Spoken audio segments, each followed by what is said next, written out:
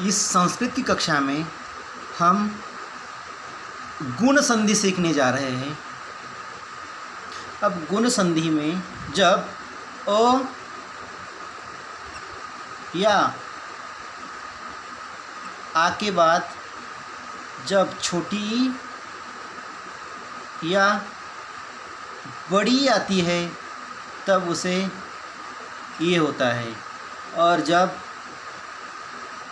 अ या आ के बाद जब छोटा ऊ या बड़ा ऊ आता है तब इसका वो हो जाता है।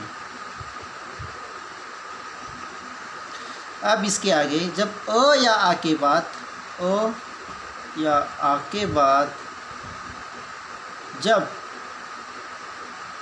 री या बड़ी री आती है तब उसे अर हो जाता है।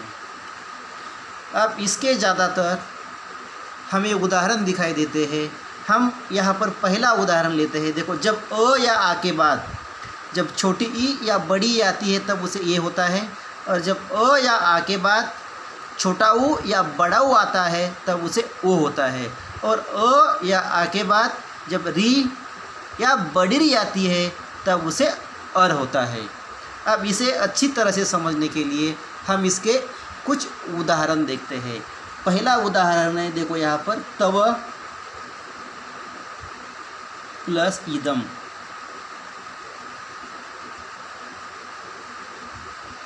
देखो, तवा प्लस इदम में व के अंदर अ है और आगे ये है। देखो, A plus E is equal to A, तब यहाँ पर बनेगा तवेदम। त वे द म, ये पहला हो गया। और दूसरा उदाहरण देखते हैं, गण प्लस ईश। देखो, गण प्लस ईशः, ईशः। देखो यहाँ पर अ है और इसके आगे ई है, तो अ प्लस ई तब क्या बनना है, ये बनना है, तब यहाँ पर होगा गणेशः। अब इसके आगे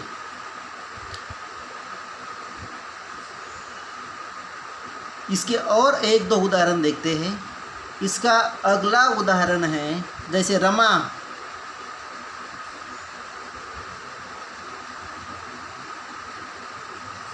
प्लस ईश्वरः। रमा प्लस ईश्वर, इस शब्द में देखो आ है, इसके आगे ई है, तो A plus E is equal to यहाँ पर क्या बनेगा, ए, तब यहाँ पर होगा रमेश्वर, रमेश्वर। अब इसी तरह से अगला यहाँ पर उदाहरण लेते हैं हम, महा प्लस ईश्वर।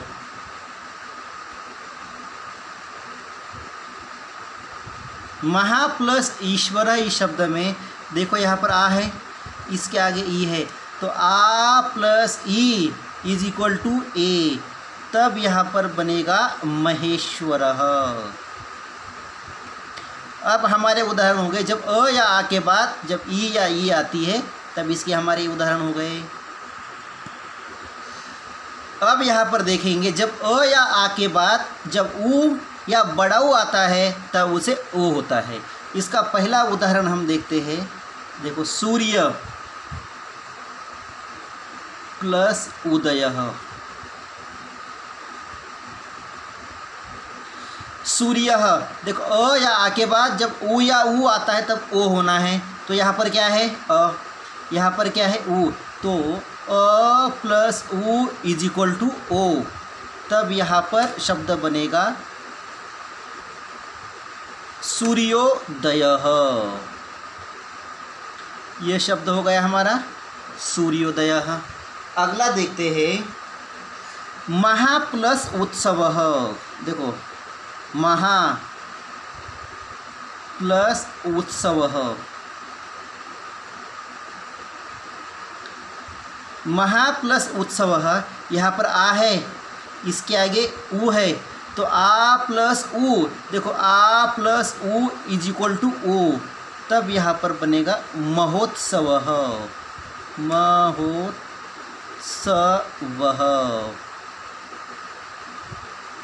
ये हो गया दूसरा उदाहरण। अब तीसरा उदाहरण देख रहे हैं, जैसे पर प्लस उपकार,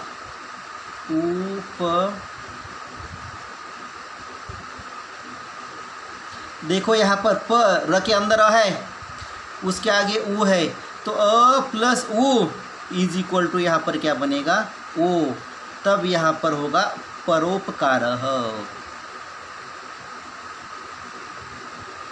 ये हो गया परोपकार। ये हमने ऊ के 3 उदाहरण देखे, और एक आधा उदाहरण देखते हैं। जैसे जल प्लस ऊर्मिः, जल यानी पानी और ऊर्मी यानी पानी के अंदर जो तरंगे निर्माण होती है उसे कहते हैं जल।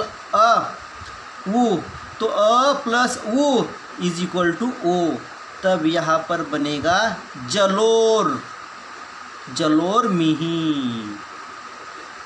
अब हमारे हो गए जब अ या आ के बाद जब ऊ या ऊ आता है, इसके उदाहरण हो गए। अब आके देखते हैं, जब अ या आ के बाद जब री या री आती है तब उसे अर होता है। अब यहाँ उदाहरण देखते हैं, जैसे राजा प्लस ऋषि, राजा प्लस ऋषि ही। यहाँ पर देखेंगे, देखो आ है, इसके आगे री है, तो आ प्लस री इज इक्वल टू यहाँ पर होगा अर।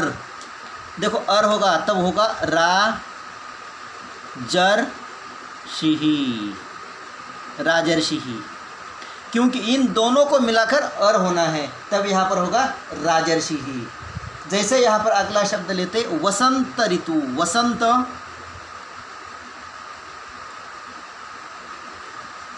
प्लस ऋतु, वसंत प्लस ऋतु। यहाँ पर देखो अ है, यहाँ पर री है, अ प्लस री इज इक्वल टू अर, इन दोनों को मिलकर अर बनना है, तब यहाँ पर शब्द बनेगा वसंत, वसंत वसंतर्तुः। अगला उदाहरण लेते हैं, महा प्लस ऋषि, देखो महा आ प्लस ऋषि ही, यहाँ पर आ है, आगे री है, तो आ प्लस री इज इक्वल टू अर, तब यहाँ पर बनेगा महर्षि ही। ये हो गई हमारी गुण संधि। हम इस तरह से जितने गुण संधि के उदाहरणों का विग्रह करने का प्रयास करेंगे, संधि विच्छेद करेंगे, तभी हमें यह संधि अच्छी तरह से समझ में आएगी।